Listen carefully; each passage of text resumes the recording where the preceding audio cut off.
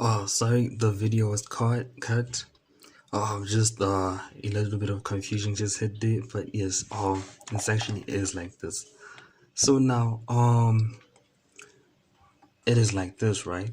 And then, as you can tell, it was right here. This number was introduced, but we will just introduce this within this position just to not forget the order of how these things actually related, right?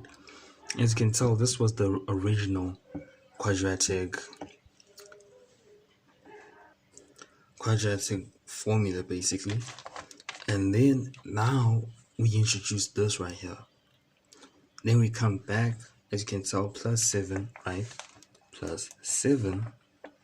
Then this time we minus the same thing right here, so it's minus a half times 6 squared, right?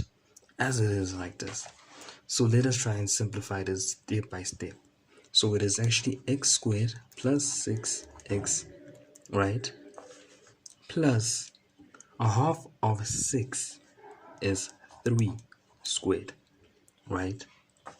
Plus 7 minus a half of 6 again, the same as this one, but this one here was plus and now it is minus 3 squared. Oh, so this is how it goes. Plus 3 and 7 minus 3 squared. So basically, these right here are in a relation, and these right here also have their own relation, right? Let's simplify it a little bit further. So it's plus 6x, right? Plus, right? 9 plus 7 minus 9. As you can tell, these two can actually cancel each other. 9 minus 9.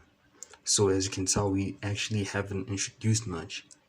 It is still 0. It is still the same equation right here, right?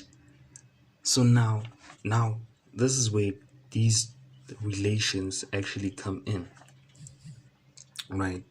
So it is going to be x, let's put in the bracket, x, right, plus this number right here, plus 9 to the power of 2. And then right here, this right here, 7 minus 9 is minus 2, becomes different, minus 2. This point here becomes skipped. We do not pay attention to that point normal. We just take this number and this number, the value of this number minus this number, and then also the squares. Therefore, this is now y. We can prove this by saying, let's say y equals to, let's 3 squared plus 6 times 3 plus 7, right? This would give us, as you can tell, I was substituting it into the original equation. This gives us as 34, right? That's the value of y if 3 was x. Now let's determine the value of y substituting into this formula. It would be 3 plus 9 squared, right, minus 2, which is equals 3 plus 9 is 12 squared minus 2. 12 squared has never been 34. But anyway,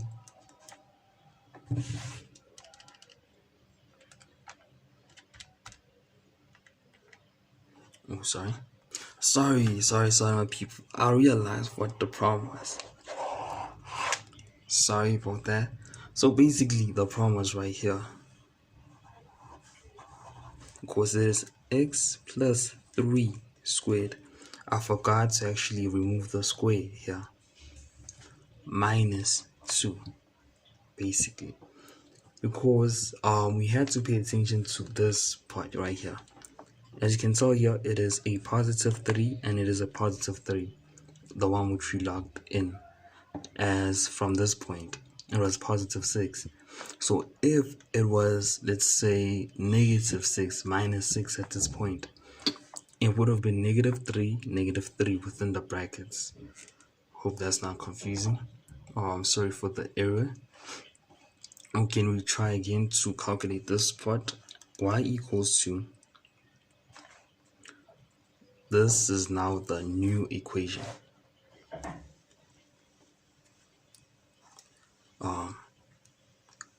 We were substituting with 3, right?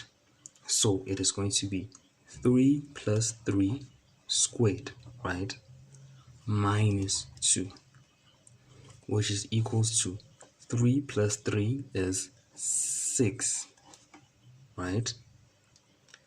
Squared minus 2, which is equal to 36 minus 2, which is equal to 34, which is the same as 34 right here. So basically, this right here, x plus 3 to the power of 2 minus 2 is the complete square. So this right here is the same as this right here. Having completed the square, and now we can determine what is P and what is Q.